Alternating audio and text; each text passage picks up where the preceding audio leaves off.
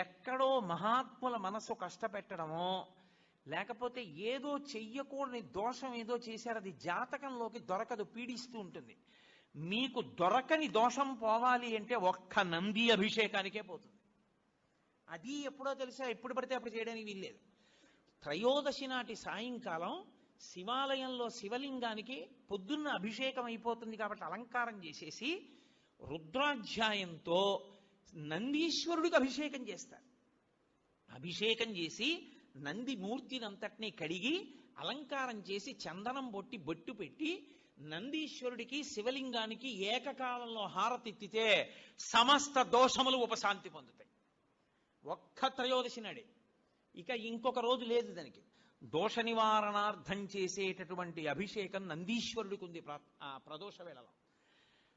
జాతకంలో వచ్చేటటువంటి అంత గొప్ప గొప్ప దోషాలు